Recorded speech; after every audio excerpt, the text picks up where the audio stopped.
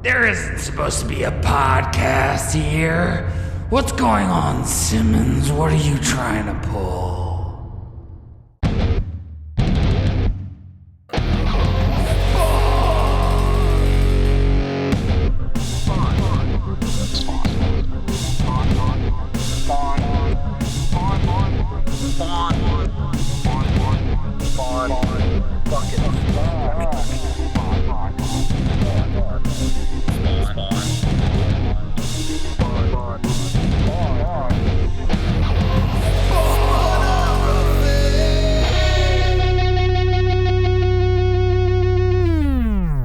Welcome the heck back, Hellspawn, to another episode of Spawnography with me, one of your hosts, George Marston, pronouns they, them, or she, her. With me, as always, is... Pierce Leiden, pronouns they, them. How you doing, George? You know, it's another week of life where nothing is certain for me or the world, and where every time they're like, finally something's going to be answered, at the last second they're like, or, well... we might just keep asking the question for a while.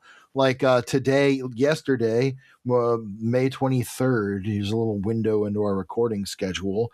Yesterday was May 23rd, and there was all this news about how, we've almost reached an Iran deal, and it's going to be announced Sunday. And then Sunday rolls around, and they're like, well, time is on our side. And it's like... you created this situation, and now you're trying to get back to where you were before you started this because you thought you were gonna fucking alpha big gun mad dog your way maverick through this shit in like 1 week because the arrogance is beyond belief. And here we are. So, you know, it's cool. It's just everything in the world is like that right now. The only good thing happening in the world right now is that the Knicks are up 3-0 on the Cavaliers. And, well, let's go Knickerbockers. And New York is electric. So I know you love baseball, so that's pretty cool. What's going on in your world? What's new with you, old honestly, chum? Nothing crazy. I'm moving soon, so that's like... oh, really? Yeah. Gonna have a new background. Anyway, yeah, I'm moving, and so I got to pack a lot of stuff, and I got to find a place for my action figures. You know, V's stoked about that. Spoiler alert, she's not. And you only have like a few. I don't have that many. She would be in hell at my house, I guess. But you have a house. We'll have an apartment, fair. So. Oh, that's fair. But I do get my own office, so I get to put whatever whatever I want in there.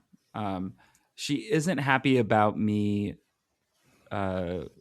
becoming steelbook pilled. So we'll see how that goes. But yeah, anyway, we're in an interesting place in Spawn, I'll say. We're post David Hine. Yeah, we got the Todd father back on board along with Holguin. Old friend Brian Holguin. Yeah, it's been a lot of issues since we read his writing. Yeah. So that's for the millennials out there. This is an interesting set of issues we're going to get into here. Yeah. Because as you said, it's the return of an old writing team and the start of a new penciler. I didn't actually look back through all the credits to see. It's Whilce Portacio. Which is I know it's cool. Whilce Portacio. I just didn't know who else was, if it was also new inkers, new colorist, fusing himself. I just hadn't looked that back. Sometimes that's one of the downfalls of the compendiums is that the credits are all up front, so you have to kind of reference back and forth. So Todd is actually inking. Really? It's digital inks, and it's Todd inking. Really? Yeah. Oh, wow. Yeah. Okay, well, we'll get into that as we go. Colors are also being handled by somebody new named Jin Han. But I don't think that the colors to me don't stand out particularly as a huge departure from what we've gotten in the past. It does feel like they've seen what Andy Troy and Brian Haberlin have done, and are just kind of riffing on that. But yeah, Jin Han has done a lot of coloring work. Jin Han is also the name of a very famous Chinese actor and singer. And when you said it's someone named, I was like, wait, what? But no, it's a very different person with the same name. So, but yes, he's got an extensive coloring resume, especially with image. yeah, but I also think that I wouldn't say that Jin Han is putting their stamp on these issues so much as just kind of moving things along, and keeping the visual language of the book relatively consistent. I have a little bit of a different opinion on that. Sure. I think, this is one of those cases where, as listeners know, we often talk a little bit beforehand about our thoughts on the issue. So we know at least where the conversation might go, or we know things we want to bring up. We don't really plan the conversation ahead of time. This is one of those cases where I feel like you read these and got a certain thing out of it, and I read them and probably got something a little different out of it. And we might be coming to a similar place. I know we have similar overall opinions, but I think we might be coming to a similar place from different angles.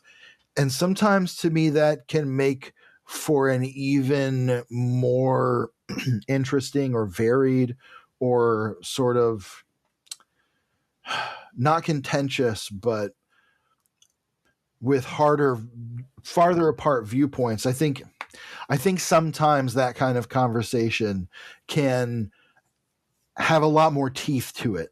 Sure. Than if you're just at loggerheads, because you sort of know where you're at in that way. Some of that was gibberish and you can edit it down. But especially knowing Todd digitally, there's something there to me that's worth discussing. And we're also in a place where we're going to start getting into, well, the next age of Spawn, really, the next era of Spawn, even more than we've ever really discussed before, because we do know that there is someone important showing up soon who will be central to the entire continuity of Spawn for many, many years to come at this point. Yeah. No, absolutely. No. I don't mean to say that Jin Han's contributions are negative or bad in any way. I do think that they just sort of keep on keeping on in a way. There's a little bit of that to this opening of this arc, which is interesting because it is also trying to push forward and do something different. The baton pass between the end of the last arc into this one is a bit awkward, in my opinion. I don't think it's bad necessarily, but I do think it's a little bit awkward. I think it has some sort of sideways pains in a way. Yeah. So, okay. I have some opinions on the colors that are a little stronger than yours, I think. Okay. And part of the reason why is because of who drew this issue, Whilce Portacio. And because of other work to compare that to. I'll save some of this for when we get into it, but just to set the stage, I'm not a big Whilce Portacio fan in terms of his art. I think especially this is what, 2009, 10? Yeah, we're in 2009 at this point. Okay. Well, this is hot on the heels of some of the worst shit I ever saw Whilce Portacio draw. Okay. And that is, if not the first, then one of the first arcs of the comic Batman Confidential, which was like a sort of untold tales of Batman thing. And he did an arc that was all about Bruce Wayne versus Lex Luthor. Story was fine, but the art was just so out of place and odd. And looking back at that and thinking back on that and how turned off I was just by the entire style of the book, And seeing this with Todd's inks and Jinhan's colors, I feel very much like I understand his art a lot more, and I understand what it's supposed to look like a lot more. Mm-hmm. Now, I think some of that comes down to the style of colors, because that Batman Confidential arc was colored in a much more contemporary way. And it's almost like when you see those newer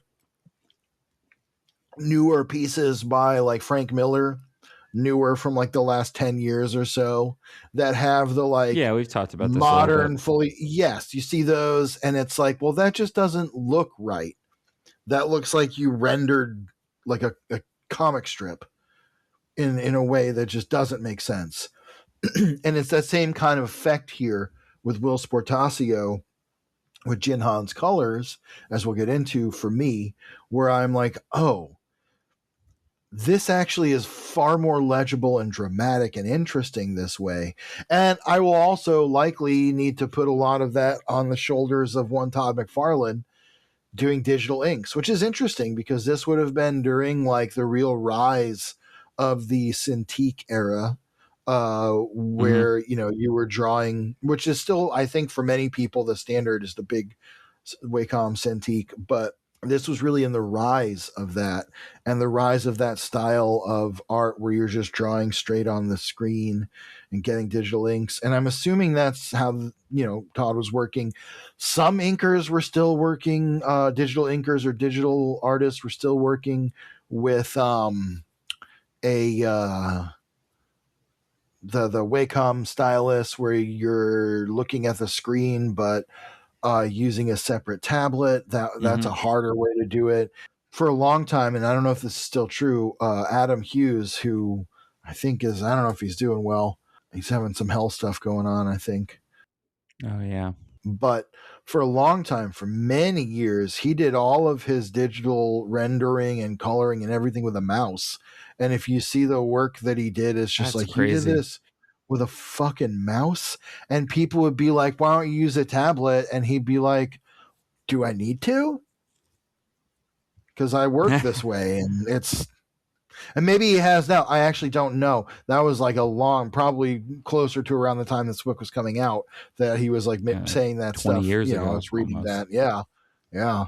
So, anyway, there's a lot of interesting stuff here. And I think what's interesting about this comic, this is my thesis as we go in. I think what's interesting about this comic is not really what's on the page necessarily, but what's going into the pages. And I think that will make a lot of sense as we get into it, but I think a lot of it will come down to the creators who are involved. You know what I mean? Yeah, I think that that's absolutely true.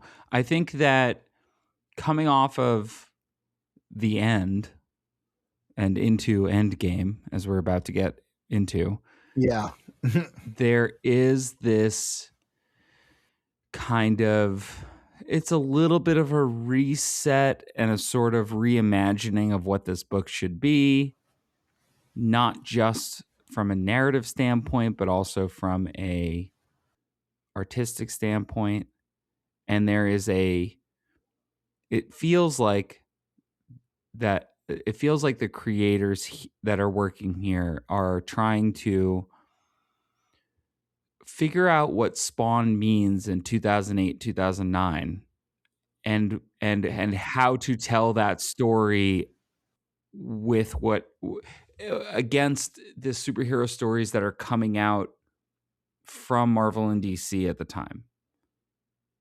Well, I think what's interesting, what I have found very interesting in reading these issues, is the dichotomy of that, where it seems very strongly like Todd and Brian Holguin and Whilce Portacio and Jinhan and the entire creative team are trying to make this book feel like it's continuing on the same foot as it was, rather than going backwards to be like, cool, we just did fucking, what was it, 60 issues or however many, couple dozen issues of this very forward moving and forward looking and thinking kind of very modern type of comic. And now we're just going back to 2001, 99. You can't do that. And I think they know that. And I think that they've all grown enough as artists in the several years or whatever it's been. Sometimes it's hard to judge by how we do these issues. You know what I mean? But like every 6 episodes for us is about a year. So, a good chunk of time, they have had time to analyze that and see what works and what doesn't work. And in a way, I think going back into this, they have the same perspective now that, say, Brian Haberlin did going into Spawn in the first place, which is now Todd, and in particular Todd and even Brian Holguin have been fully separated from the direct creative side of Spawn for a while. And, Whilce Portacio and Jin Han now have the same benefit of having seen what David Hine did on his own with his collaborators, with Haberlin and Philip Tan. That was very different from what Todd and Holguin and et al. Had done before. And I think they're coming into it in that same way, where they now have a different perspective and some tools in their toolbox that are like, okay, here's how we want to actually approach this now to keep it on that same trajectory, to not go into a totally regressive direction. Because also there are parts of this that fundamentally are incredibly regressive for Spawn. There are things about it tactily, functionally, philosophically that are, I don't want to say, maybe regressive is the wrong term, but they are resetting themselves back to an early Spawn status quo. And I don't, part of me I do wonder very strongly if that is in some ways very intentional, as often is in comics, to say, okay, we're going back to these basic bones, these basic bare bones ideas, but we're not going to take the entire timeline back because there's new blood coming in. We know Jim Downing is coming, and spoiler alert, we're about to get into that. So there's a sense, I have a sense that maybe they're doing some of that kind of like, okay, we're bringing back some of the classics, which we'll get into in detail, to be like, and that's so that you have a bit of a comfortable landing pad for what feels different about how you've seen, especially Todd McFarlane approach this comic before versus now, and the new character that you're going to be living with and dealing with. And I think these issues have some strengths, We're getting into, I'm going to, instead of calling these pre-final thoughts as we sometimes do, I'm going to call these thesis thoughts. These are our thesis thoughts where we're setting the stage for what we're going to talk about through here. I mean, I think that these issues and this arc in particular, I keep saying that it's kind of like an awkward baton pass. But the reason I feel that way is that this feels like the first time, and now Todd is working much more directly on the book over the last handful of issues than he has during most of Hine's run, even though he's still credited as an editor, right? Right, of course. I mean, he's involved. We know he's involved. Right, he's always involved. And our conversation with him was very enlightening to that point where he's like, down to the lettering, he's like making edits and having an opinion. However, his specific authorial voice didn't feel like it was coming through as much during the Hine run until kind of the end, when it feels like there's now, and this is rare, I think, for creator-owned comics, but an editorial mandate to land somewhere, or at least land close enough to the bullseye being the next thing we want to do, so that we can get to that thing. And I do think that that's what we see with that last arc with Morana and the end, and kind of there is a bit of it, like even that like kind of fight and sort of the defeat of Marana feels hasty only in the sense that we're getting like this. The beginning of this arc feels like, and now for something completely different. Not totally, because we do get a little bit of a off ramp into it, but it doesn't feel as much of a piece with what came before, and is kind of like you said, entering into a new era of what this book is supposed to be. Well, and I think that, again, that's the interesting dichotomy. And because there are some throwback things in this freaking episode or in these issues absolutely, that we will really get into. Some of which I did not actually, I was kind of like, you know what? Didn't actually miss this for a reason when we get here. And there are some spots where some of the issues in this arc, it feels like it could have been shorter. You know what I mean? Like, you feels like you could have compressed a lot of what's in these pages down. You know, there are 3 issues here. The first 3 issues of the arc, for example, feels like they could have been 2. And, you know, we'll discuss a lot of why, but as we always do, but there are moments throughout this arc, at least the half of it that I've read, or the first part of it that I've read. Spoiler alert, I've read a little ahead. Well, you don't usually, but for logistical reasons. I think that there is a sense of like, oh, these are some filler moments here. And I think some of that comes down to the functionality of the writing. So you know what? On that note, and I don't want to take away if you have a thought, but I was going to say, talking about pacing and stuff, that's a great time for you to hit me with the credits. Sweet. We're going to get into Spawn, number 185. Wow. I mean, okay, Todd that is McFarlane, actually Image pretty Comics. crazy. Yeah.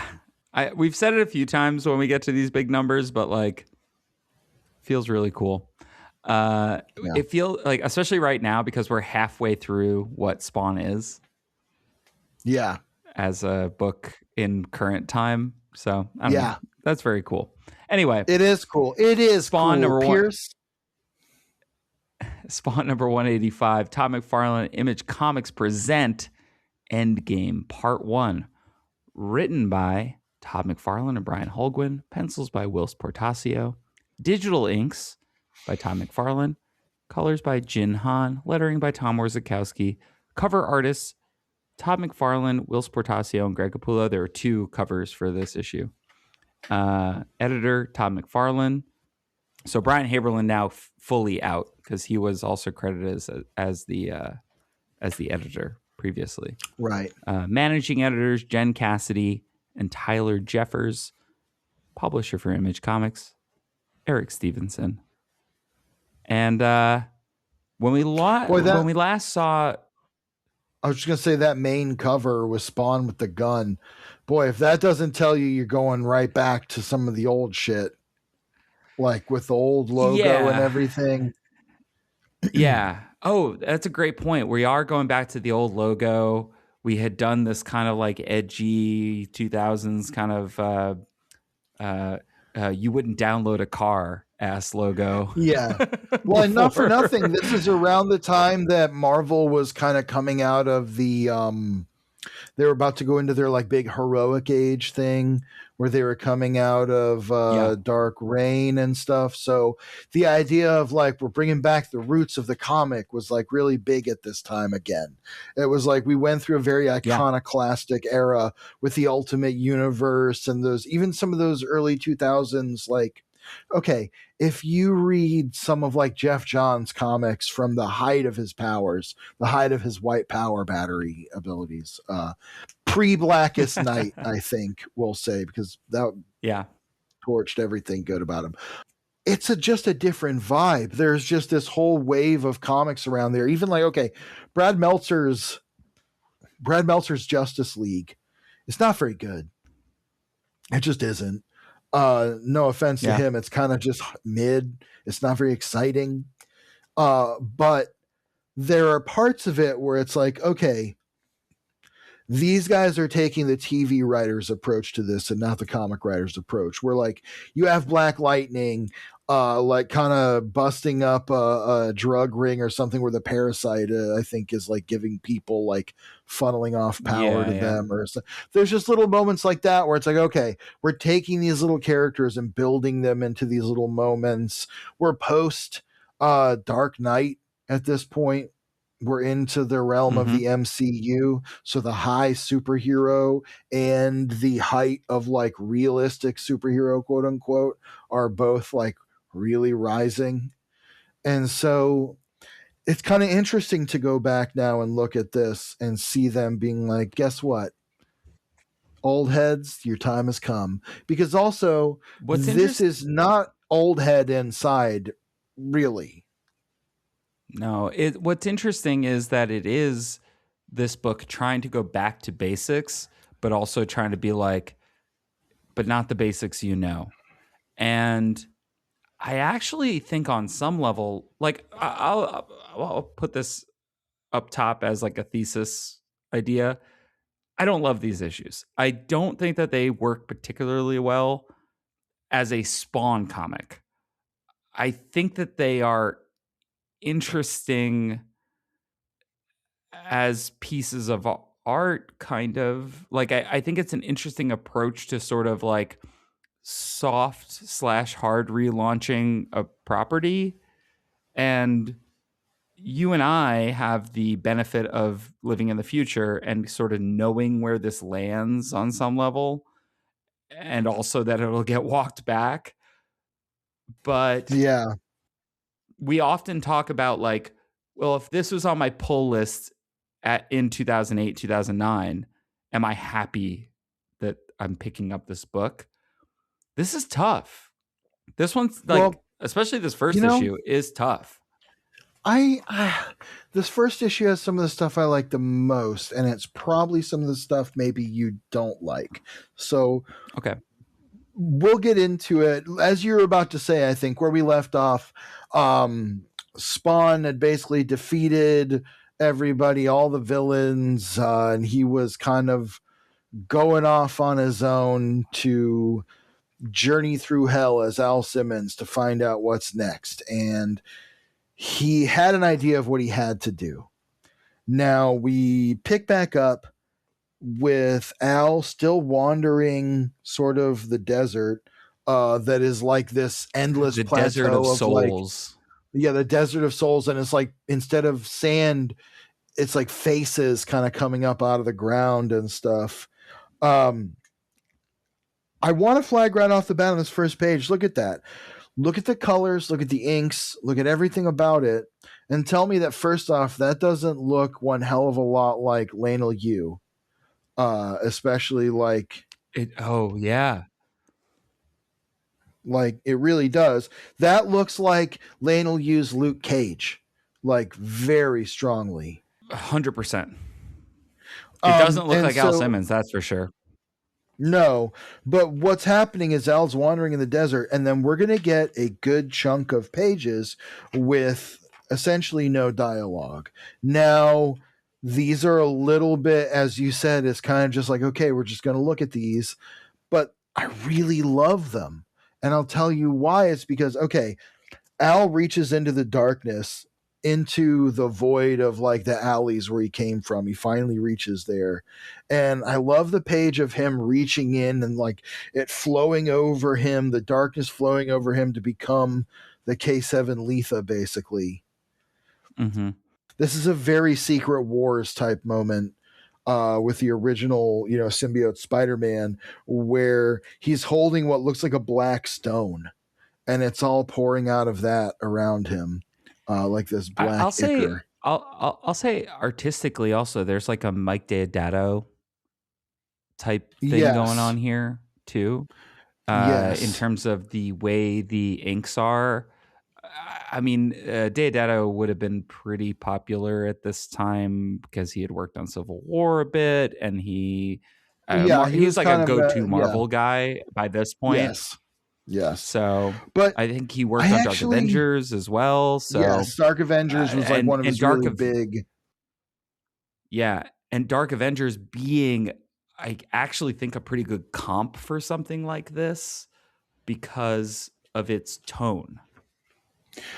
I look at the page of him being smothered in the stuff saying that's it with the big grid, the eyes, the green energy pouring out of his eyes over his fingertips.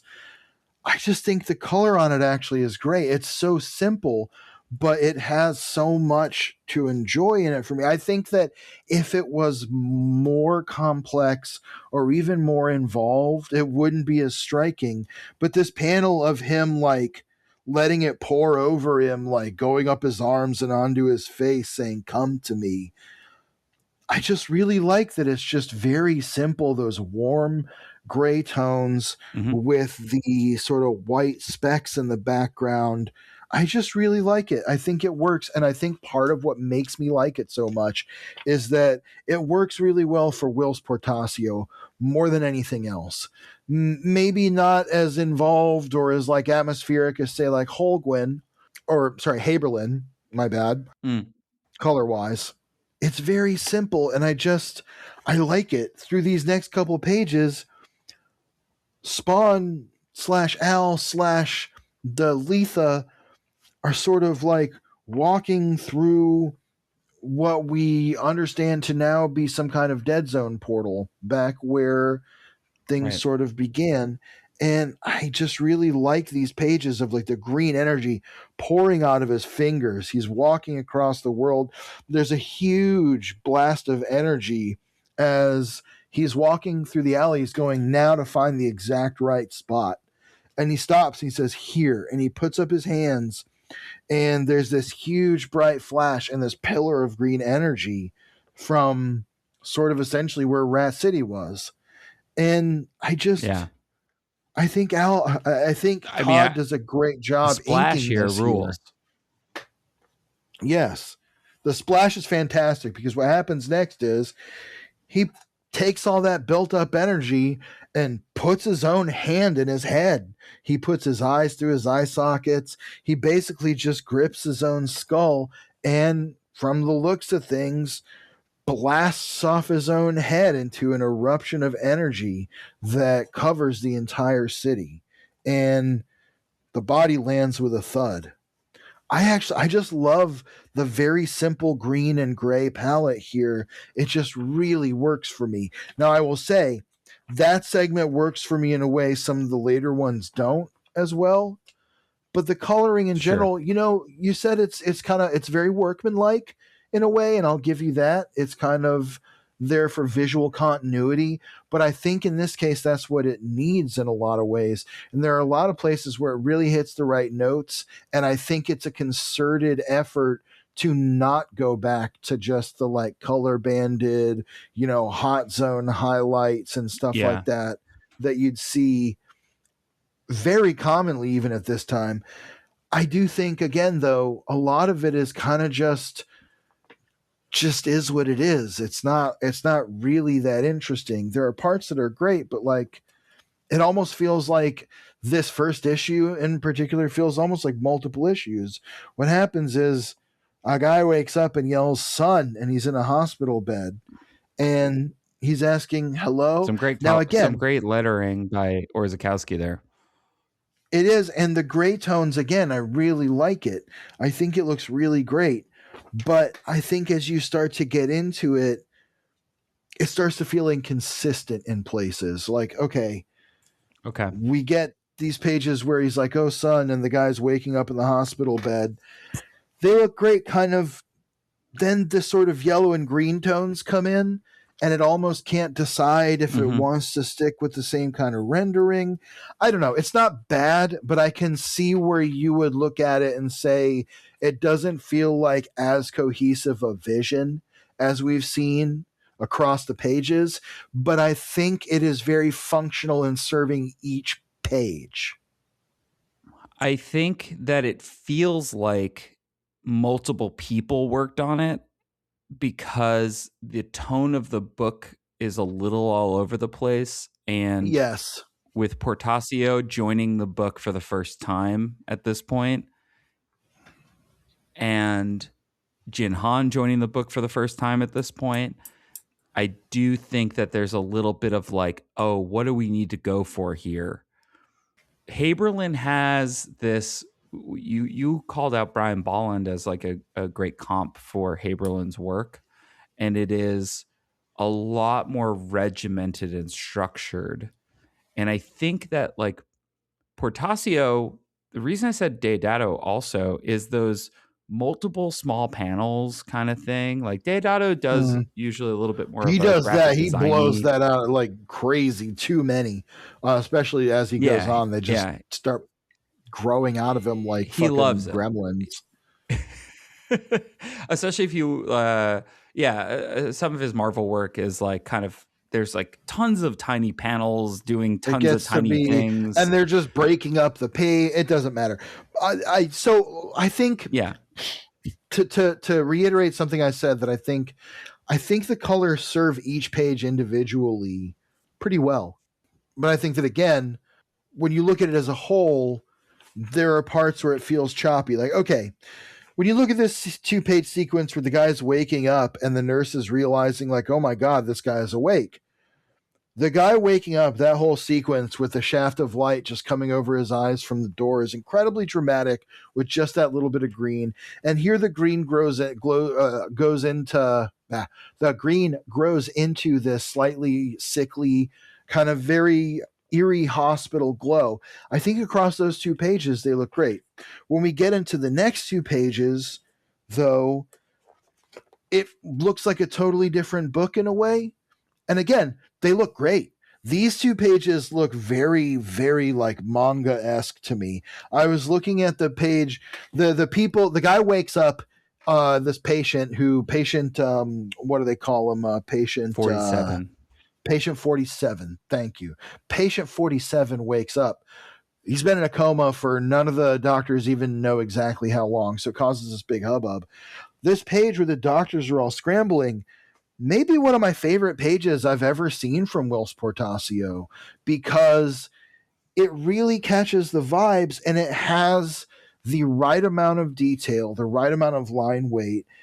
There's a very manga-esque feeling here. And I'm actually realizing that Todd is the one who inked this, and digitally, that's what makes it so much more impressive to me. Because if you look at that, that is not what you expect from Todd McFarlane inks.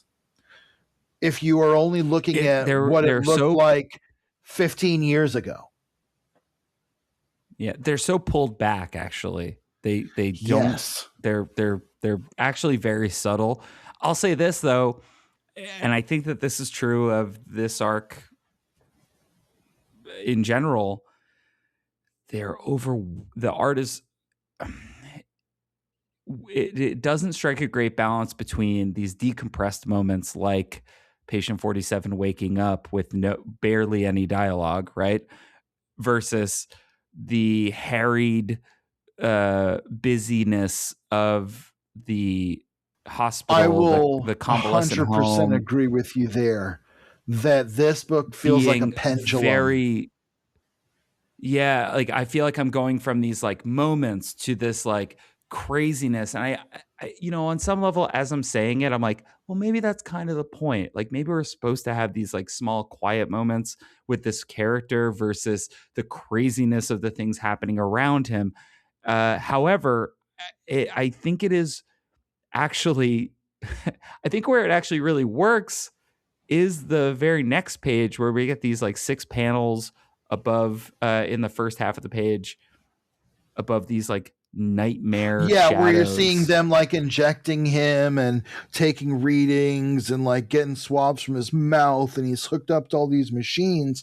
And then that last panel where he's laying in the hospital bed with the doctors all fussing over him, and the shadows above him are forming these like demonic faces with the little red eyes that match the red lettering that for once is actually legible and makes sense. This is a striking page, and I get what you mean. Okay, I agree with you on both counts. I agree with you on 2 counts of what you said here very strongly, which is, one, it does feel, like I said, like a pendulum, where it's like, okay, we're getting this long sequence of several pages where Spawn is maybe saying 1 word every couple pages, but it's just this gorgeously rendered, like, what does he need to be saying? You know, there is a time when if Todd McFarlane was involved in the writing of this, or even Brian Holguin, there would have just been like night, the darkness that enshrouds the world. This is where he comes to feel at home, and he's never felt less at home. And that, you know, like that. We don't get that, and frankly don't need it. There's enough striking simplicity in the storytelling of the art. Then you do get a moment like this where, like you said, the hustle and bustle around this guy waking up really comes through. The panels, the art itself works really well. The dialogue feels like a big staccato burst. And I think what feels off about it is it feels like a response to a different moment. And also it feels a little like the dialogue's not that interesting. That's a little bit of the problem. There's like 7 bubbles of dialogue here. And I get they're going for the ER walk and talk, like I'm the doctor, blah, blah, blah. But it's just not that interesting. It doesn't tell you much. It's just kind of the bubbles become background noise, which is sort of, I think, the point, because you're in a hospital, but there's not, it would almost be like, okay, this is one guy kind of like walking down and well, hold on, actually. Well, you know, let me rephrase that. Let me rephrase that. When I look at it again, I want to say one thing.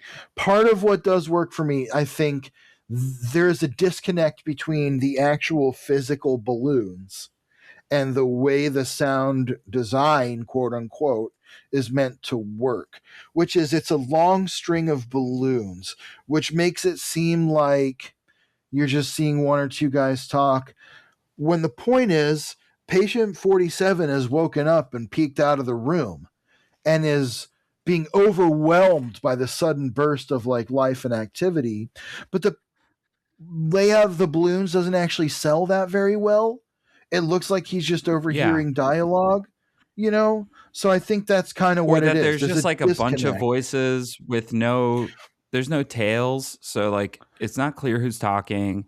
I understand that that's part of the design is like, but the problem is the bubbles are still connected. So it looks like we should know who's talking. If they were just overlapping in a way, like less connected, it is truly a design thing. And when I say sound design, I mean even dialogue design and like environment design. It makes it look like we're supposed to be just seeing a conversation. Yeah. Yeah, something when there's like a lot of voices, something that we've seen with like Deadpool comics typically, right, where his thoughts will overlap each other, and so we're to understand like, oh, he's got a lot of voices going on in his head. Or I would say even stuff like, I feel like Ecstatics does this a little bit, or Legion, like Cy Spurrier's Legion, because Legion has like multiple voices going on where you're. It's a common trick to show like, oh, there's a bunch of voices going on, to have it overlapping. And I think that would work in a situation here. Now, this guy is supposed to be talking to him, but again, there's so much going on that kind of clashes between what we're seeing, the placement of the balloons, what we're reading, that you can tell that there's so much clashing that it makes the storytelling of this moment a little less clear. Well, and I think that when you contrast that, spending a lot of time on 2 pages, but I think it's important because we contrast that to the next page where the storytelling is so clear and so just perfectly executed. Well, and also where he's laying in the bed, the demons are haunting him. And also whenever you make bubbles extremely readable, that is a signal to the reader that they're important, that you need to read them. And, you know, they kind of are. They're only... because it's like the doctor talking to patient 47. But the part that's actually interesting doesn't come till later. Right. So one big note that we're back to the old ways here is that the most important thing in this scene is a file, which is his patient file. They're looking for his quote unquote complete patient history and they can't find it. That's 2 bubbles out of this. You could have this going on and we could learn more from it. Yeah. I think. Or you could have it going on and it could sell the chaos better, but it tries to split the difference and doesn't work as well. Yeah. And I think the reason to dig into that is because it's a little emblematic of the choppiness. And it's the big change from David Hine. I would actually say that comparatively, Hine's dialogue was a lot more succinct, and that he was a little bit more efficient with his balloons. I will say that Right. enemy of the pod, David Peppo, said to me as I'm working on my first comic, he said to me, he's like, you have 22 words. He's like, you put more than 22 words in a panel, nobody's reading that. Or they're just going to kind of glaze over it. They're not really going to pay attention. And he's kind of right in the sense that, like, there's a lot of words in this he's panel, not wrong. and they're not really that important. And I understand that they're supposed to be giving sort of background and sort of like setting in a lot of ways, but right. Well, again, it tries to split that difference between exposition and hustle and bustle, and it doesn't sell either one very well. Now, by contrast, we get to the next page after the one where he's laying there having like night terrors. Yeah. We get to the next page, and it's 3 doctors sitting around looking at his charts, and one of them is saying, look, this is unprecedented. Cellular regeneration, cognitive response, his muscle mass. Basically saying that he is healthier than anyone who's been in a coma for at least 4 years, maybe more, because no one exactly knows how long it's been that he's been in the hospital. They are kind of debating how they should approach this. And the doctor is kind of saying, like, you want to keep it a secret. You want to keep quiet about this, what is essentially a medical miracle. The other doctor is saying, look, some team is going to make their career off of this. They're going to be teaching this case in med school to our grandkids.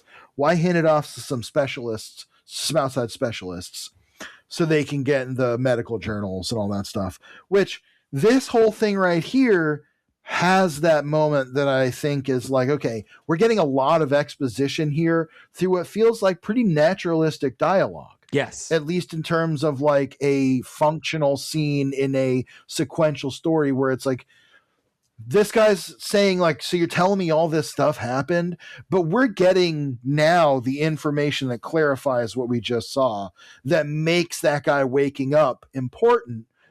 It doesn't need to be weighted in there to have that moment of him waking up, have that importance. He's already important because he's waking up. The impact of it is now sold where it's like, well, here's why everybody was freaking out.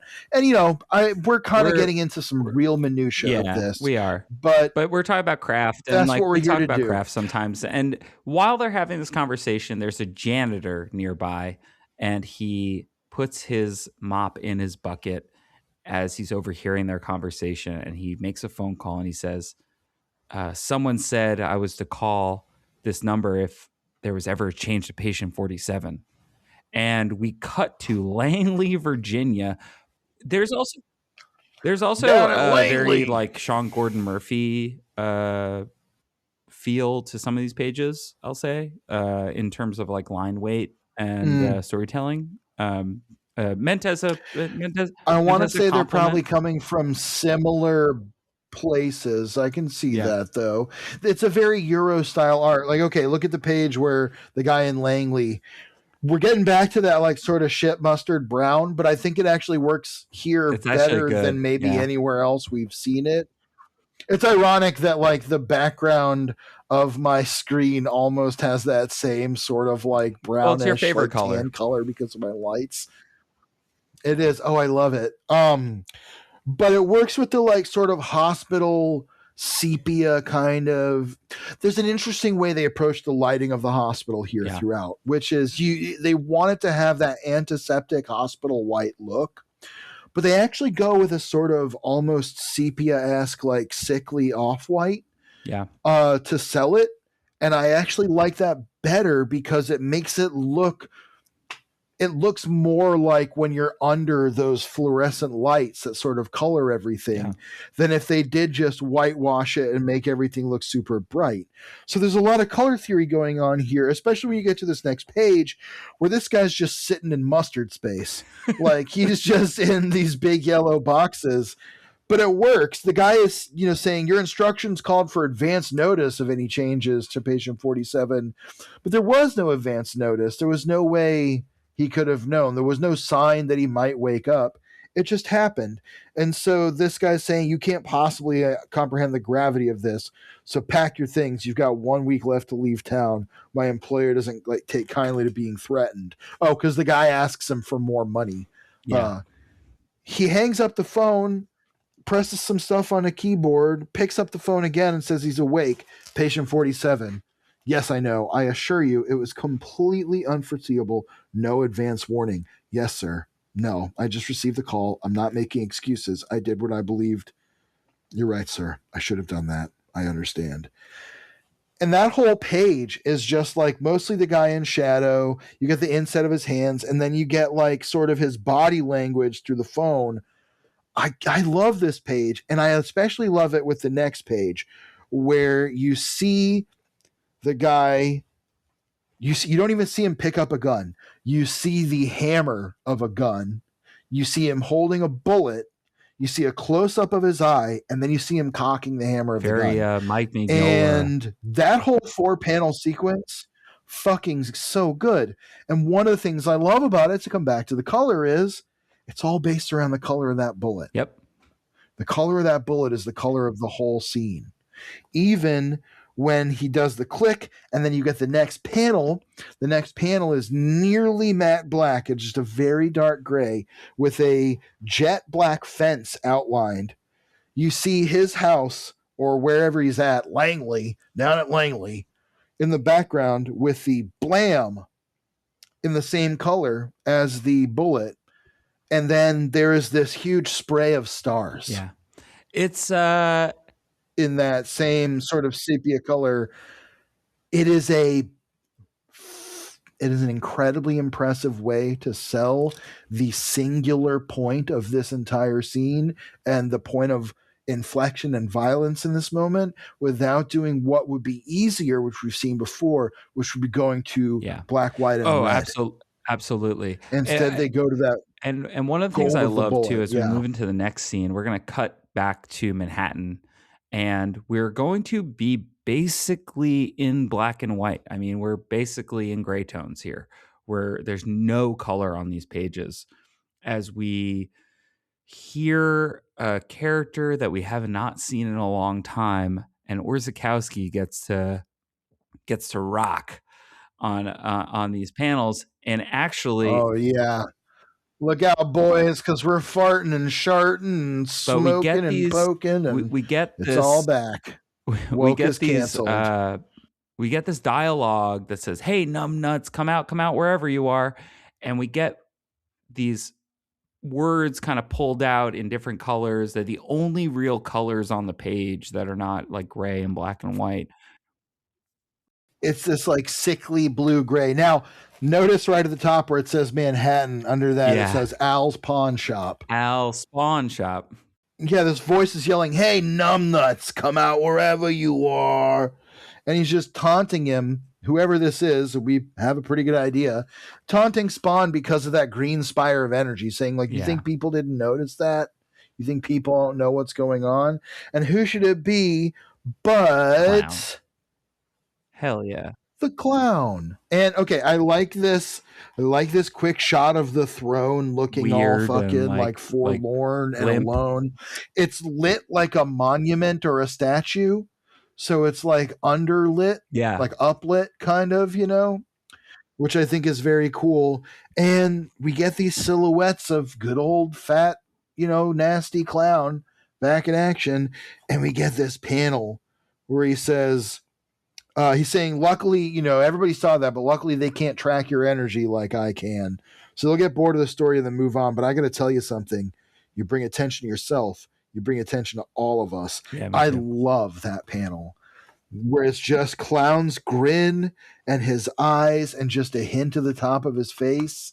It's really good. And I want to say again, the thing about it that is becoming more and more remarkable to me as we go through these issues is that Todd McFarlane inked this.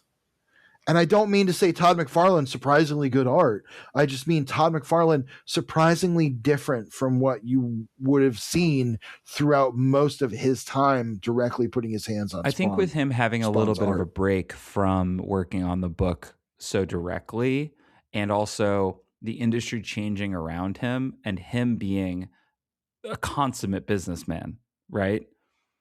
And also, I guess, feeling the pull to want to make art again. He kind of went, oh, how do I do the kind of new thing? How do I update what my forever passion project is to match up with the kind of books that are coming out now? This next panel of Clown, his big kind of reveal where he says, and that really pisses me off.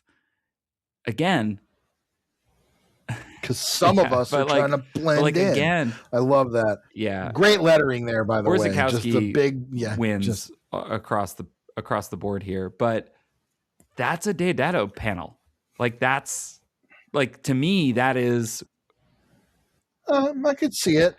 I could see it. I think what's doing is the wiriness, but it doesn't look that much like a Deodato. No, let me rephrase. It doesn't look as much like that to me. I see more of Portacio himself in it, maybe. And I think that I get where you're coming from with that. I absolutely do. I think the difference, what it's missing is that layer of like halftone texture and shit. And like there, but I get what you're saying. There's a chunkiness kind of to it where there is, okay, let's dig in for a second since we're talking about it. We're analyzing this. Look at that panel. The things that are really important in the inking are how the line weights translate up the panel. So like the bottom of the panel, all black, you get a little bit of the like, wrinkles of his belly. It's all hatched in. As you go up and the light, as you're getting more of his face in the light, the line weights get finer up the page. Up the panel to really sell like, okay, these parts are more washed and light. That's something that is more laid back and more intuitive a style for inking than you would have seen maybe a little in 90s Spawn. And yes, there is. And I think also, again, it's very Euro. Tim Sale, that's what I'm looking for. There is a very Tim Sale quality to the inking of a lot of this. Just, again, the way the line weights are used to shape the page almost more than the figure in a lot of ways. I look at that Violator on the next page, he's looking for Spawn, but he steps into a dead zone, and that turns him from Clown into the full Violator. That Violator, we get a classic Violator rules. here. I actually really love it. It looks so sick. It looks so great. And he's saying, I thought you'd never have the balls, Simmons. And we find out that Al actually did it. And what did he do? He exploded his own head off. And we find Clown comes upon Al's crumpled body. I mean, what a great drawing of like just like green goo all over the page. We saw him blow up his own head. What do you expect? I do think that this issue is like a little meandery in a lot of ways, but I don't know. We get Clown/Violator back, so. Well, I think we're coming off of a whole string of issues where every issue had to feel climactic. Every issue was like another like, oh, fuck moment. Did we talk about the final season of The Boys? Because I am all the seasons behind. Well, I won't get into spoilers or whatever, but it just was a final season leading up to the finale, and so it's one of those things where every episode there's a moment where it's like, oh shit, the stakes have to go up every time, and now it's almost like we're back at square one. And I don't mean square one in terms of like development and everything, but I mean we're finally back at a point where we're at the very beginning of a story for the first time in a long time. Even though it's called Endgame, we're at the beginning of someone's tale, and there are new things and old things. And I think that's why it feels a little meandering, is because we didn't have the moment in this where Mammon shows up and is like, yes, and this is how I was manipulating your godmother. Well, I think what's interesting is that it does show what Todd values versus what other writers have valued, right? Hein clearly wanted to Yes. create this like larger threat that was doing stuff in the background, and Todd just doesn't seem to want to engage with that in the same way. You know? Like, Yeah. Yeah, well, we see what we're going back to the things that Todd seems to want to do. We're going back to the Violator. I get it. We're bringing in a new Spawn. Spoiler alert, everybody knows. Go back to the original villain. I get it. You want to see maybe Jean-Paul Right. Valley fight the Right. Joker or whatever. See how this guy does it. I get it. It is kind of, there's a slight disappointment in it to me though, because we were in some interesting places with Clown, where like we were seeing different versions of He him, kind of took over different Jason incarnations. Wynn. He had kind of moved on from this. We saw that, and then we saw him take over the body of the possessed guy that he possessed during the white light. So he's just kind of back where he was, and that's fine. I would have really enjoyed seeing the next evolution of him here, where we still know it's Clown, but it's only a bit of a nitpick because he looks great, and he looks even better in the next issue. So on that note, Pierce, you know what to do. Hit me with those next credits. All right, we're gonna get into Spawn, number 186. Todd McFarlane Image Comics present Endgame Part 2. And has all the same credits, so I'm not going to reread them. There's also no dedications on these, which is kind of a bummer. I always love the dedications. Yeah, it's kind of a tradition, Yeah, but we do open with it's actually a really cool sequence. And this feels a little bit like a throwback to like Capullo's kind of 90s super close-ups on a bug eye. Yeah, I was gonna say this page to me is sensational. I love it. I love the colors, like the kind of very flat colors here work so well, because it's the color of Violator's like fleshy like carapace, and the eyes. It's a close up on the fly, and it looks like you're getting the close up on Violator. Always love that, and it works especially well here to draw the line between the Fleabiacs do have that sort of like a fly, insectoid kind of look. But the bottom here of the page, the bottom panel is what sells it. Just another incredible Clown rendering. And they're doing with Clown here what you usually get with Spawn, which is he's mostly in the dark. You get the little hints of like the shape of his makeup. You're getting the wisps of his hair, and you're getting the red slits of his eyes. The way his jacket is, it's like inverse inked, of course. Well, I feel like his hair is whiteout. Yeah, exactly. Even though I know it's digitally inked, but like it feels like that's whiteout, Like, well, that's probably the technique, is like it's just drawn over that in white. And you can see also the same thing with like the pen marks on his jacket. This page just rules, honestly.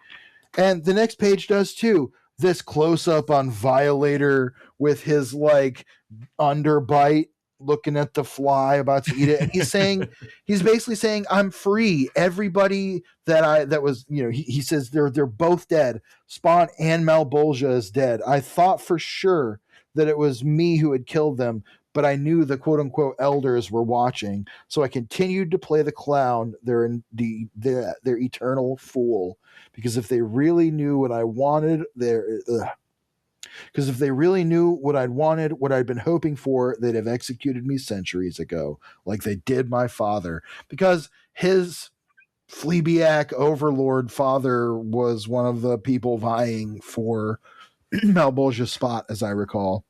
But also, the elders is interesting. It is. It's now added another layer to all of this that we have not necessarily had named before.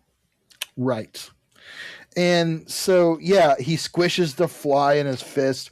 Love that close up of his fist. Honestly, Whilce Portacio and Todd McFarlane, kind of a fucking dynamite team. This art rules. Like it is.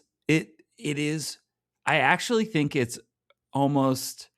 I mean, I'd have to go back to some of the comics from the 2008, 2009, 2010 era, but this feels so modern in a way. Oh, yes. That like surpasses a lot of the stuff that was coming out at the time. And I loved a lot of the stuff coming out at the time. That was when I was a full on Wednesday Warrior. But like, oh yeah, absolutely. Well, but there is something about it being so stripped back where what matters the most is the presence of black on the page in every page. We say it all the time. And also shout out to Jin Han. The colors are just perfectly subtle enough to. I told you that as we started, you'd get into it and I'd make that case. I knew it. Because you're right. You were right. Workmanlike is not a bad word. I used that earlier. They are not flashy, but they are capturing a level of grittiness that you would not have in the art if they were super over rendered. Like, we're getting the gradient in the background here, but it's very subtle. So subtle. And it's more of a texture than anything. Yeah. And we get some more of Clown saying, "That'll buy me time enough to set things in motion. No more acting. It's finally over. This charade. Charade. I'm a violator. They've forgotten that. So it's time to remind them all." We get this like close up. We get this shot of Violator. I love that. This whole page. Through the bug's legs. That rules. I like that. And something I really like about it that I think is very much intentional is you see his eyes on the top of his head, and his head almost kind of forms an arch. His whole body there almost looks like a face. It almost looks like the Violator form. The stripes on his shirt look like teeth. The eyes, the red eyes you can see the reflection of his like monster form there. And I want to give all the credit in the world that I think that is absolutely intentional. Yeah. And we get a great splash also where he says exactly how I got this name. I'm going to remind them all exactly how I got this name. This. And we have the headless body of Al Simmons. One of my favorite Clown splash pages because he just looks so diabolical and monstrous. And again, the art is just shades of bluish gray, the major point of like the major wash of black because there's so much black shape on the page, and then just that slime green. It's so simple, but because of that, it is so visually striking. You weren't seeing Batman comics like this, especially at the time. Right, that were this atmospheric and willing to just let things breathe. We're very much in the Grant Morrison era of Batman comics at this point, are we not? But Grant Morrison's era of Batman was mostly guys who had come from Spawn. That's a great point, actually. Tony Daniel is the one that really comes to mind. I guess when you think of it was Kubert. Was it Adam Kubert? Yeah, Kubert was the main one. He's not a Spawn guy, but he had that same sort of style.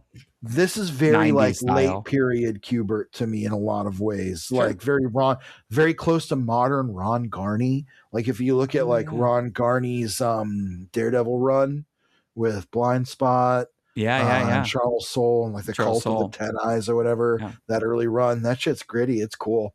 That art has such a weight to it. It feels heavy. The other artist who right now I think has that same feel is Hayden Sherman on Absolute Wonder Woman.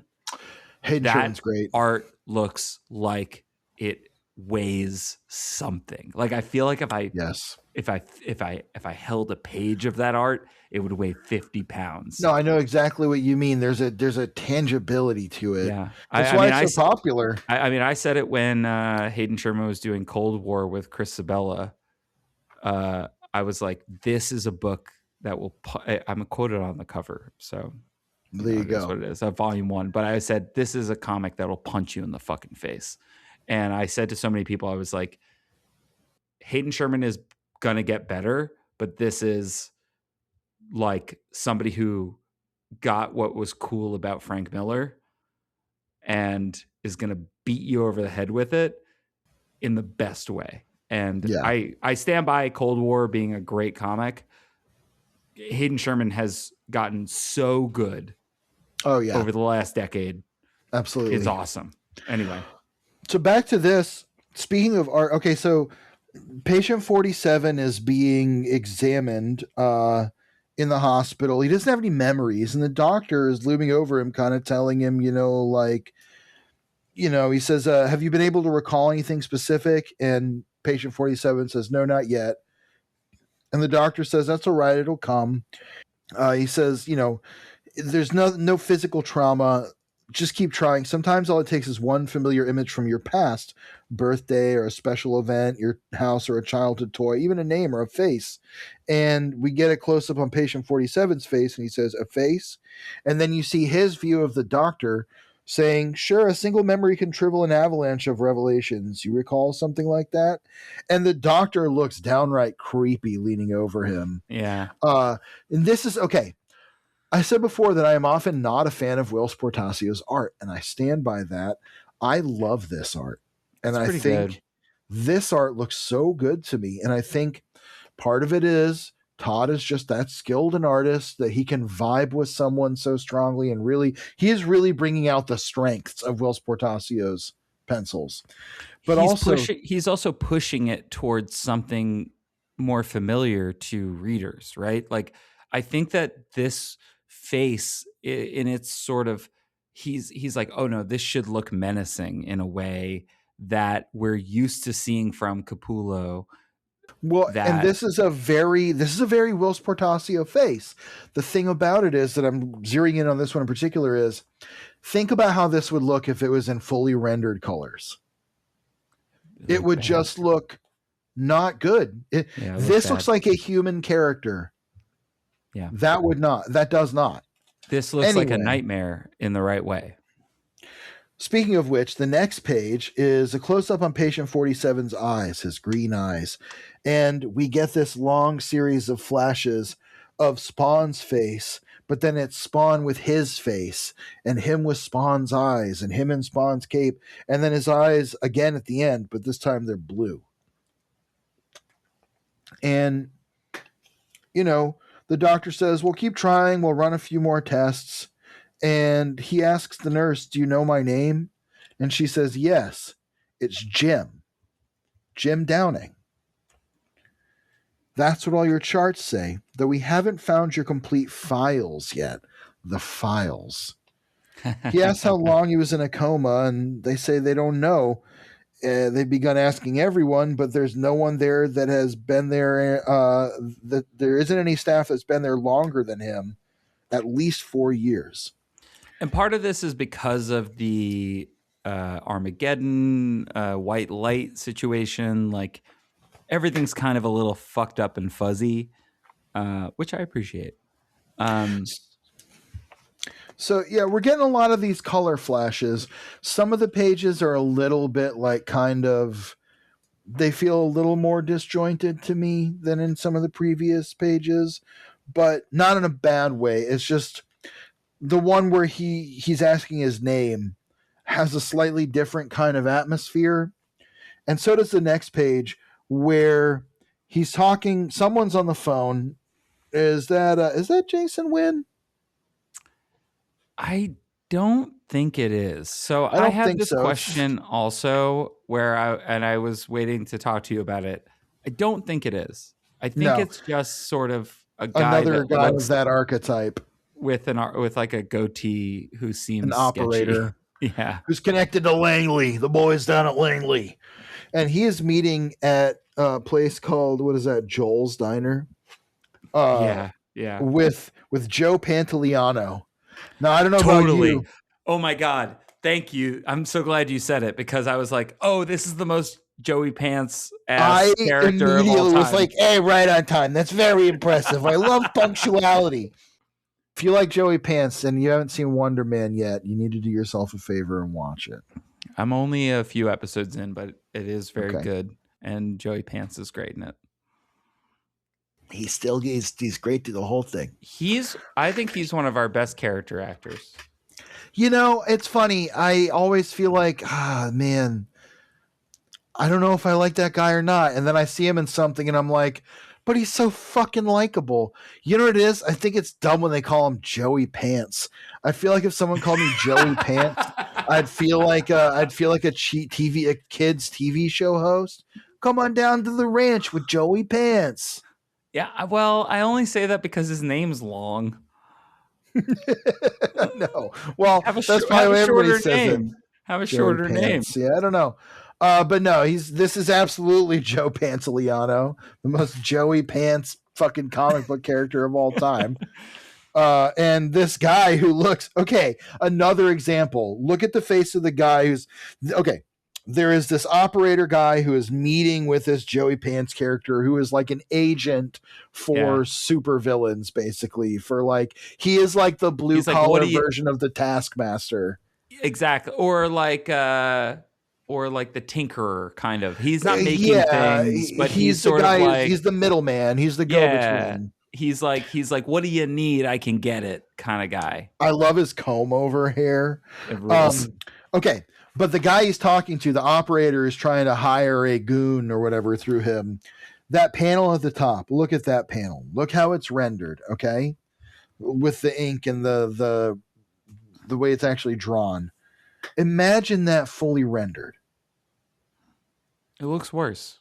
It would look awful worse. The flat colors do all the work here.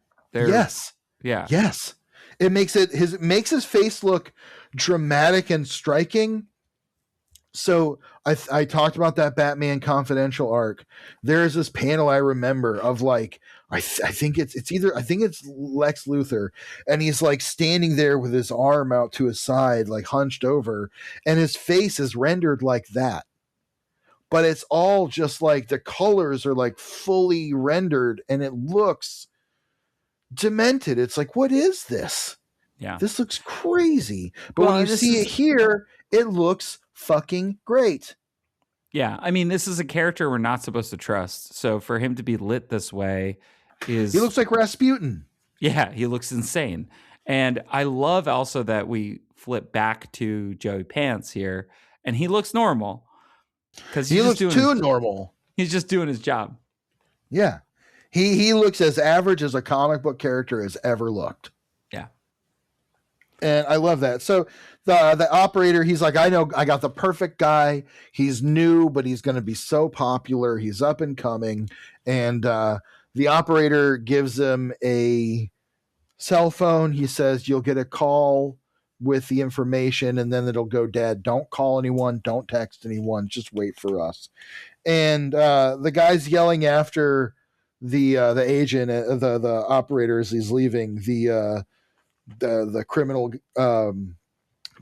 agent, the criminal booking agent is like, don't worry, I got the guy. Believe me, you'll love him. He's a frickin' star.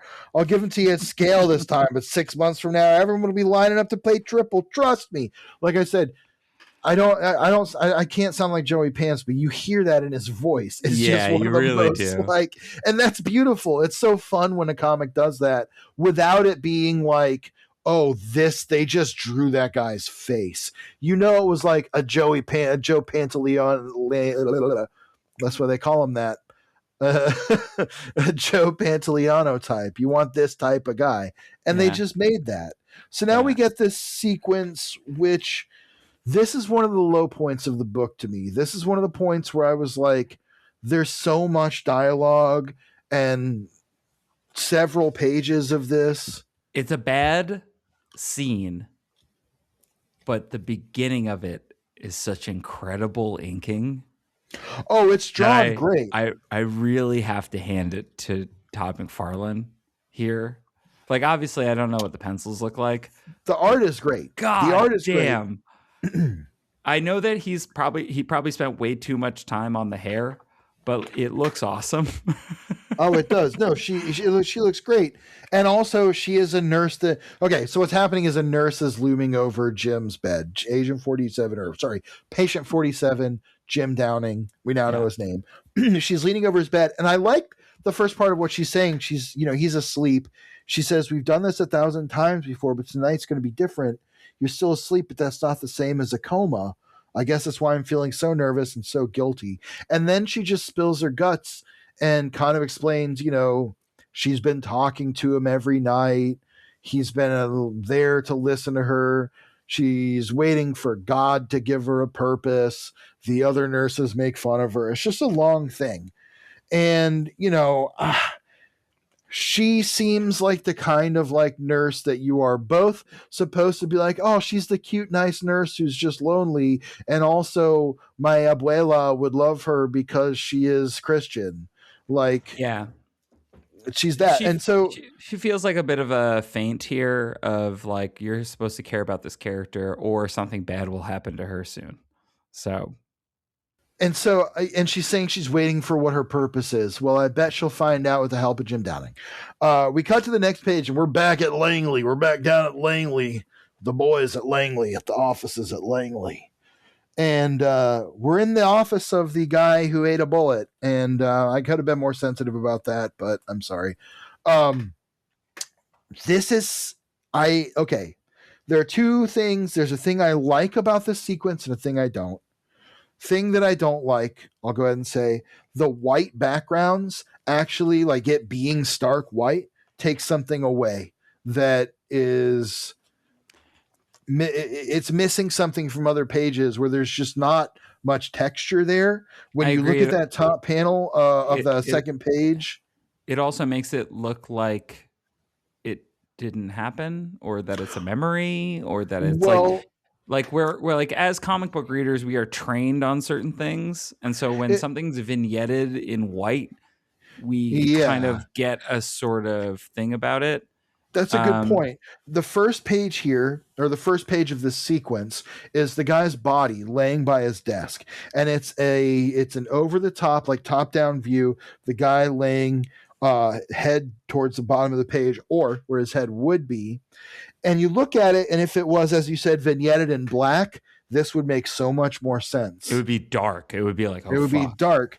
And you also, I gotta say, the other thing I was going to say that I love is I love how they did his head and shoulders there. It just kind of like blends into nothingness. So you don't see the thing. Also, though, there's that huge spray of blood, all those different layers of red splatter.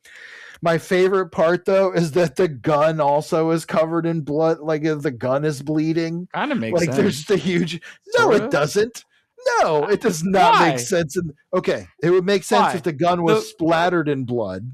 Sure, makes but sense not, if the gun was not have in blood coming out of it, I guess. So yeah, the gun just isn't gonna do that. Like there's no pool of blood under the gun. All right, fair enough. But it looks great, though. It looks great. I just was like, that's hilarious. I love that stupid. That's so funny. So these three detectives show up, and their names are not Sam, not Twitch, and not someone else. Kind of annoying. Yeah, but they're in Langley. They're down in Langley. True. Sam and Twitch aren't going to head down to Langley. And also, I was kind of like thinking, okay, well, maybe these guys are going to play a role as more close to Jim Downing than Sam and Twitch. But at the same time, again, much like you want to see Joker kind of fight the new Batman, you want to see the new Batman have to interact with Commissioner Gordon. And, maybe we'll get there. They're investigating. They're saying, this guy, he had a loving family. He overachieving children, church volunteer. This guy had it all. Just like Dennis Rader. And do you know who that is, Pierce? No. Dennis Rader is a BTK killer, one of the most vicious murderers of all time. He was also like a church deacon, like a family man and a Boy Scout leader and stuff. It's actually, I was caught by police because he did a lot of really bad murders and then was kind of forgotten. He didn't have a lot of pop cultural relevance the way that some like Jeffrey Dahmers or whatever do. And he was very annoyed that he didn't have the reputation of, say, the Zodiac. So he started sending out all these like letters and puzzles, and like he'd send out a message in a cereal box because Kennedy's a serial killer, and he'd be like trying to drum up people's interest in him. Well, he started this cat and mouse game with the police or whatever over this because he was like bored and old and couldn't murder anymore, but still wanted people to be afraid of his reputation. So he does all this, and then he starts corresponding with the police through the newspaper. Okay. And he sends them a package and says, I don't know much about computers. This is a true story. He says, I don't know much about computers, but I need you to be honest with me, to the police. If I send you a computer disk, can you trace it where it came from? And so they place a thing in the newspaper with his code name or whatever saying, whoever, it'll be safe. He says, like, if it's safe, respond in the newspaper this way. So he sends a floppy disk with like scans of some of his trophies of like the driver's licenses of people he's murdered and shit. And of course, they immediately trace the disk because like it's been formatted, but a floppy disk, you can't get rid of all the info. So a police specialist immediately is like, well, this is a disk that was, he put it together at his church. It was a disk that was used from a computer at his church. And they knew it was used by a user named Dennis, or created by a user named Dennis. So they just looked up the church and looked up all the people named Dennis that would have had access. And it was just Dennis fucking Rader. And they pulled him over and he was like, whoa, what's this about? It just, the most like, just the biggest own goal of all time, like the biggest cell phone ever. And not that he should have gotten away with it, but no one would have ever even thought to be looking for him if he hadn't been like, can I send you a computer disk?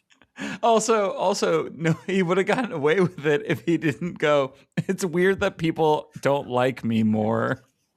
Yeah, well, he was like, no one talks about the Phantom Hangman of Wichita. One of his other many nicknames. There is a book about BTK. What's crazy is that means that he was good at killing people without getting caught. Well, no. Let's go ahead and say, to be fair, you'd think that. It's actually that the police are so fucking bad at catching people. You know, I won't go into the whole story. I had this argument with my family today because my mom got pulled over for some bullshit. And I was like, yeah, hashtag defund the police. And then she was like, no, they're just doing their jobs. And I was like, you got pulled over for nothing. What are they doing? Whatever happened to that ticket your dad got? You know, we can't get into it here, but next episode, we'll find out what happened with Pierce's dad and the ticket. Yeah. God, we have so many pages of this left. The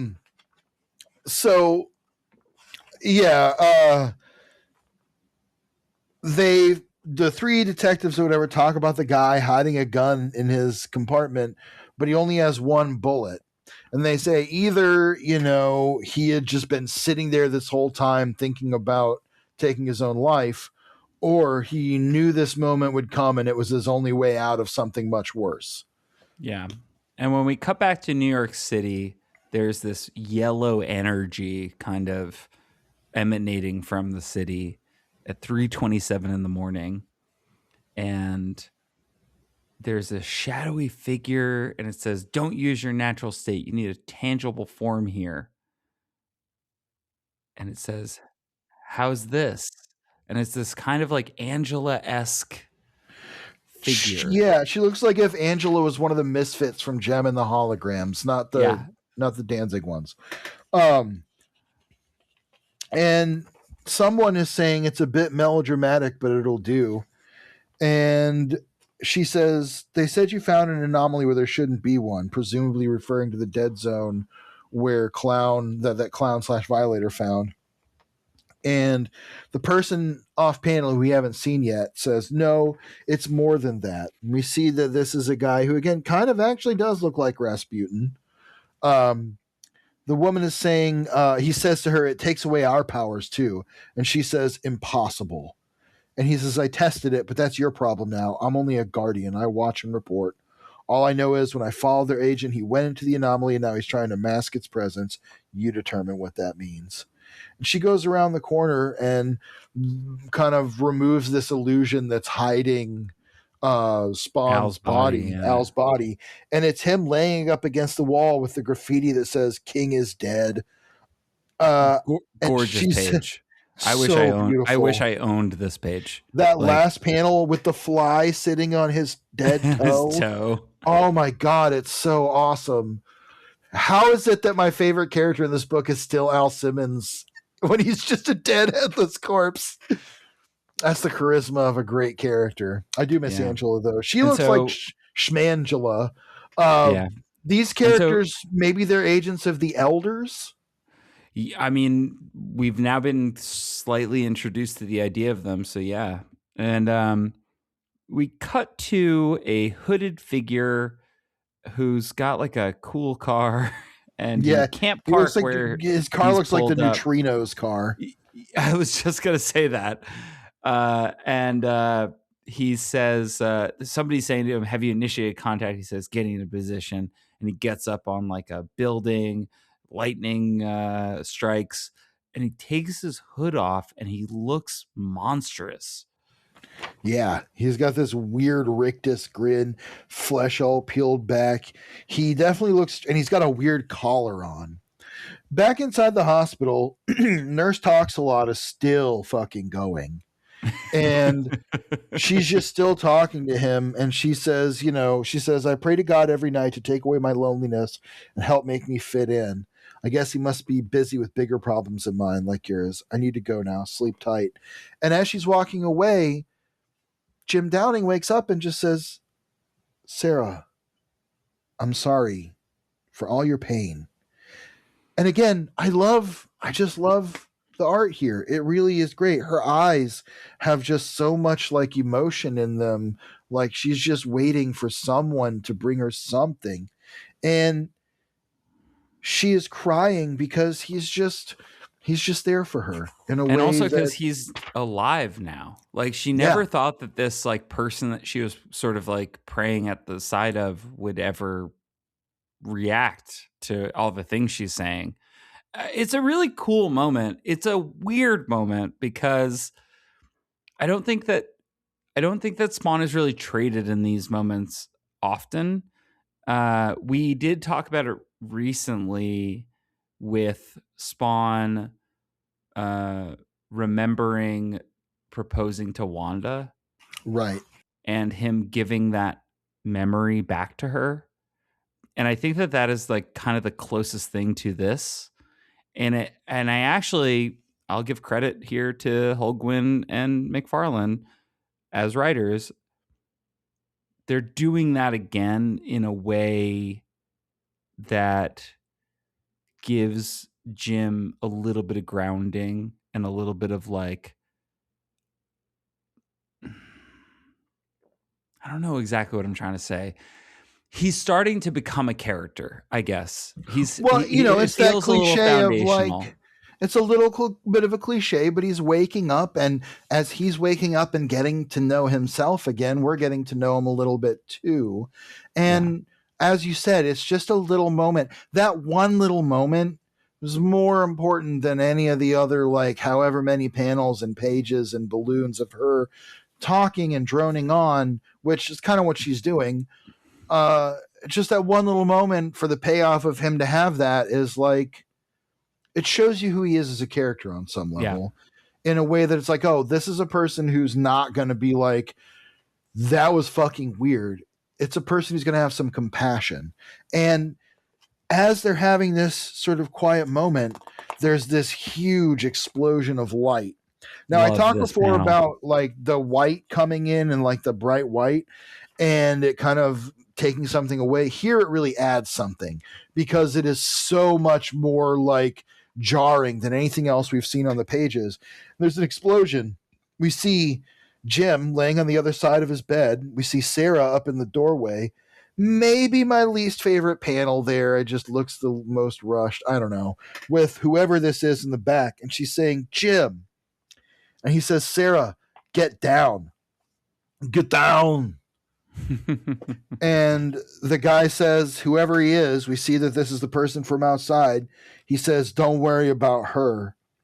as this is so cool. He's got this collar with like little holes in it, and you see what it is as he says, "Don't worry about her." This fluid starts to come out and light on fire, and he says, "It's you I'm here to take back." And we get this killer splash page of this fucking guy, and we see that presumably why he's all burned is because he's getting blasted with jets of flame. It's almost like pyro if his fire shot out of his face. It's pretty sick. He looks awesome. We don't know this guy's name, but in terms of like we're going to send a supervillain at Jim Downing and it's just going to be a supervillain guy, fucking rules. This is exactly who you want for just like this is exactly what I want in a supervillain, like a henchman supervillain. He looks cool, he's got neat powers that you understand. He's almost got a very My Hero Academia kind of design. I was actually going to say that. He does feel like Bakugo from My Hero. Yeah. He's got kind of the same kind of vibe. I don't want to get into final thoughts yet, but I do think that these two issues are like really interesting because they don't really feature Spawn. And again, we've talked about being a reader at the time. I don't know how frustrated I would be with the book at this time. I think that the art is interesting. I think that it's cool to have Todd back writing and also doing inks. I think it's interesting to have Holguin back because I do think that, from my understanding, a lot of people have very fond memories of Holguin's run, his initial run on the book. Hines' run pivots, I don't mean this as a pejorative, but like in a TV writer way, like in a, here's a bunch of stuff that I have and I have to, it's a jumble of things and I have to make it make sense because I have to put out a season of television. What almost feels like a showrunner approach, like a new showrunner coming in a way. Right. I agree with that. And also he had obvious goals. Like there were things that was clear, like David Hine has to be the one to get here. And you understand why, like Todd et al. Were like, we need some new blood here. We need to step back probably for a lot of business reasons and everything else and just take some creative time away. And you get the sense again that they came back a little reinvigorated. Honestly, I think we should get into final thoughts here because, we're done with the issues. I think in retrospect, I think my thesis thoughts, as I'll say, were a little correct in that I think there was a lot more to look at here and to talk about. That said, I think there's something that you're very right about that I think that's something you've kind of been saying since we started discussing this, which is it feels sort of weightless in a way, even though when you look at it as like those two issues, maybe it's not quite as weightless as it feels. There's a lot to sink your teeth into, but what there's not a lot of is Spawn or who's going to be Spawn or how Spawn's going to be here. And it feels in many ways like going back and doing the ground up origin story that we never got for Al Simmons, because Spawn for Al Simmons started in media res. He was already like he wakes up as Spawn and everything has already happened. He's already Spawn. We don't see like the lead into that. And here I think for Jim Downing, we're getting kind of the opposite where they're going to sort of build it in more. And that's a mixed bag approach, especially when you're coming off of like such a high octane, everything is like every moment is earth shattering kind of shit. But I also get why you then bring it down a little bit to be like, okay, well, we're kind of going to introduce this new character with some familiar elements, and we'll get even more familiar elements that we haven't seen in a long time as we go on. I think what's interesting is that Jim is, and this isn't untrue of Al at the beginning, but Jim is a character that gets to ask a lot of questions, right? Yeah. He just fucking wakes up out of nowhere. He doesn't know what's going on. He barely knows who he is. It is kind of like a pretty clean reboot of what Spawn was, right? Like when Spawn wakes up, he doesn't understand anything. He kind of remembers who he is, but he doesn't know how he got there. And it's interesting timing. I think that that's the thing I'm most interested in is, and something I'd love to ask Todd about is what made issue 184 the time to put Al to bed and explore this mythos with a different character? Yeah, it's a hard question to answer. I mean, it seems creative really more than anything, but it's hard to say like what makes anything the right moment. Why not wait another 15 issues to 200 or whatever? That's what I'm saying. I think that's my main thing is like, why not wait until the big anniversary to do it? Sometimes, I think about that sometimes with things like, okay, was it Invincible that went to like 148 issues? Yeah. And it's like, you didn't want to do 2 more. And I think Kirkman said something like, well, this felt like the place to end the story, and I could have squeezed in 2 more issues, but would they have been 2 good issues? Walking Dead did kind of the same thing where we didn't find out it was the end of Walking Dead until the week it was the end of Walking Dead. Right. You know? Well, in a way, I think that's good on some level because, as we've seen many times, the ending of something, it can be hard to come up with a satisfying ending, especially when there's so much anticipation behind it. The other thing, too, is that, and Todd is a bit of an old head in this way, stuff would happen in issues. They didn't care about anniversaries. They didn't care about round numbers. Stuff would just happen. And sometimes, especially because early in comics, even the first couple, the Silver Age through the quote unquote modern age or whatever, you weren't writing for that. You were writing for the next issue. And a lot of the times you'd be introducing something you didn't know Electro was going to be a super important character in 30 years. You didn't know the Green Goblin was still going to be a thing that kids knew what it was. They were writing for the next issue, and they were writing for the next month, and they were writing for the next paycheck. But I do think that that's like an interesting sort of push and pull within a more modern comic like Spawn, is that it does have a sort of throwback sensibility in that like anything can happen in any issue. However, this is the highest selling indie comic of the 90s, and we're gonna care about issue 50 and issue 100 and issue 150. So yeah, I don't know. It's hard to know, but it just, if I had to guess, my cat hollering at me. If I had to guess, it seems like really what it is that they just thought it was creatively time. Like we could squeeze another like over a year of comics out of this, or we could move the story forward and not have another year of Al being like having to figure out what the heaven and hell kind of thing is. I mean, I think it's actually 2 things at this point. It's, well, now the heaven hell thing is kind of done, and Al kind of solved it or whatever.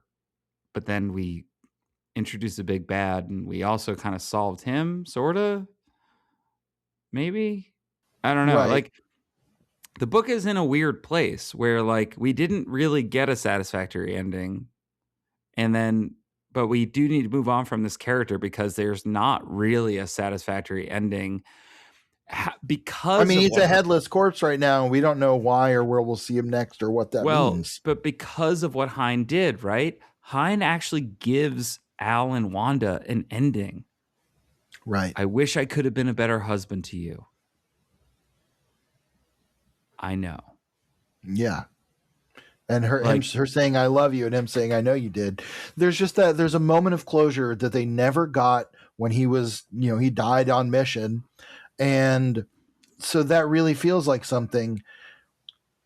I think we are at the beginning of something very clearly, and there is an energy to it.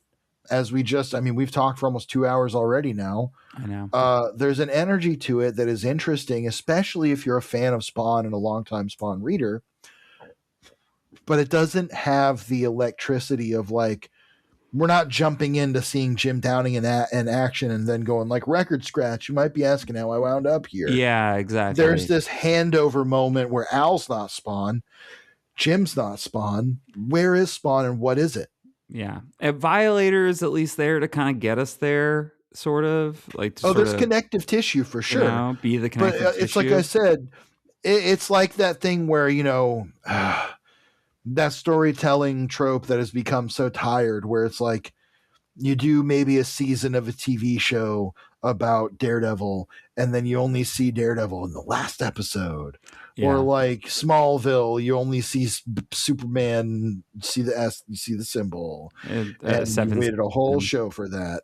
Yeah, I mean, and it's like, I mean, listen, this arc that we're in right now is 12 issues long. It is a year of comics. I think that's really tough. I like a lot of times when I talk to folks about comics in general, they're like, "Oh, it's like TV, like it's episodic, right?" And I'm like, in a way, it is, but it's also really different. Like time and space work differently. Yeah, like you need to give people a reason to come back 30 days later, not 7 days later, you know? Yeah. And there's a cost associated that like TV typically doesn't have. You know? Right. Well, right, for the buyer. There's a conscious cost. You're not usually buying you're not usually buying individual episodes of stuff. I guess there was a time when you'd maybe be doing that on iTunes or whatever, but like, sure, you're not. It's different. Buying a comic is different because you have to buy every individual comic. You don't buy. I mean, I guess you can buy like this comic subscription services, but especially at the time, TV was coming in over the air and comics were coming in from the comic store for money. Yeah, in 2008, 2009, you're watching The Office, you're watching Lost, you're watching whatever, and it costs you basically nothing, as opposed to the height of network TV, basically. Well, we're getting along in the tooth in this episode. We are. I can tell we're both getting quite tired. George, before we go, do you have any recommendations for our listeners this week? Sure. You know what? Because of the delay of this, it might take you a while to be able to do this, but this past weekend saw Mortal Kombat 2, the new Mortal Kombat Was movie. Was it good? It fucking slams. It is so much fun. I will say this. The beginning has some choppy editing where you can tell that was like, oh, there was a whole conversation instead of just these couple lines. But if you're making the Mortal Kombat movie and you have a choice to cut 30 seconds of dialogue or 30 seconds of fight scene, get the fucking dialogue out of here. You don't need it. You know what Mortal Kombat is. You know what I mean? They explain enough about it going through the movie. Every scene that's not fighting is basically just like written and plotted and shot like a video game cutscene in a way that is honestly very effective. It's like, you don't need more than this. It's silly. It's stupid. If you go in and you're just like, man, I fucking loved the game Mortal Kombat 2 when I was a kid. And if I see some cool Mortal Kombat shit in here, I'm going to have a great time. You're going to have a great fucking time. I thought it was so much fun. I was just leaning over to like my girlfriend or my roommate and stuff, just being like, oh, he did that. He said the thing. That's what happens in the game. It was just like, oh, Blorbo all over the place, but in a fun way, in a way that's like, we don't get 38 Mortal Kombat movies a year. So like, it's actually cool to get the moment of like, kind of appreciate the one you get. Yeah. And the first one, it has its fans, but not very good. I started rewatching the first one and I was like, this is exhausting. It is not like that. It is just like, there's a tournament. You need to be in the tournament. I don't want to be in the tournament. Well, you have to. Okay, I'm in the tournament. Right. Well, now we're having a tournament. The first one opens with like ancient Japan. Some bullshit is happening. Yeah, I'm like, it's not... I don't care about this at all. Just show me Scorpion. Well, you get to enjoy some Scorpion, and I think it's a great, fun movie. It's obviously like, it's a popcorn movie, but I really liked it. I have two recommendations. One is Hank Howard, Pizza Detective. All right. I'm listening. By David Lapham. Oh, shit. No shit. And oh, man, I love David Lapham. And Rob Venditti. And it is about a guy who is he's like an old school detective, but he only helps restaurants. Okay. And there's a murder at a restaurant. And so he's got to look into it because somebody has an allergy. My God. But it wasn't followed. Which for me, in my current profession, feels very relevant. Right. But my second recommendation and my bigger recommendation, I'll say, is I Love Boosters, the new Boots Riley film. It fucking rules. If you like Michel Gondry films, but you wished that they hated capitalism more. I mean, that's kind of what Boots Riley's other stuff is like. This is the movie for you. One of my favorite things about Boots Riley is he is not subtle. You will not walk out of this film not knowing what it was about because he will tell you by the end of the movie. Basically, he just in the last 15 minutes will be like, hey, by the way, dumbass, this is what my movie was about. And it's awesome. I've seen Sorry to Bother You. Yeah, there's nothing left to your imagination. He's just like, this is what the movie's about. Go fuck yourself. I mean, sometimes you have to do that. Like, excuse me. Oh my gosh. I mentioned The Boys, which also recommended. I thought that was a great series finale. People other than me had mixed thoughts. People are mad about it, but no one will ever like anything. It was not MCU. It was not an MCU ending, whatever. I don't give a shit. My roommate and I were literally like clenching on the edge of our seats, like, what's going to happen? And it paid off for me. But Elon Musk hated it for a lot of reasons, some personal. Super cool guy, right? Like he's never done anything traditionally wrong. Super cool guy who's never done anything wrong. But it's kind of like oh fuck, I forgot the point I was going to make. You were just talking about Boots Riley. Yes, having to make his point, because there's still people out there who were like, why did they have Homelander, the good guy, lose? Yeah. That's why this they hate America. This movie fucking rules. I Love Boosters is it's going to be hard to top it for my favorite movie of the year. Same costume designer as Everything Everywhere All at Once. It is an incredible, it looks incredible. It does some things. I can't spoil any of it. It does some things that like are so brave for a film to do in 2026 that are just I don't know how it can be topped. And also Keke Palmer is America's sweetheart, I think. So yeah. Anyway. Well, yeah, that sounds great. I mean, I'd like to see that. Yeah.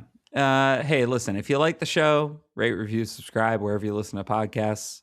We really appreciate it.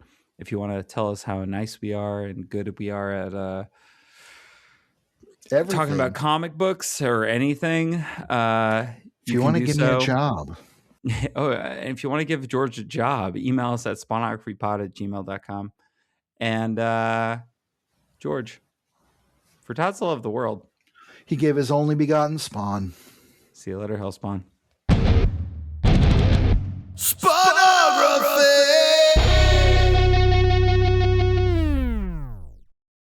Spawnography is recorded in Athens, Georgia, and Queens, New York. It's produced by me, Pierce Lyden. Our theme music and logo were composed by George Marston. Episodes come out every Monday on Spotify, Apple Podcasts, YouTube, and wherever you get your podcasts. If you like the show, please rate, review, subscribe.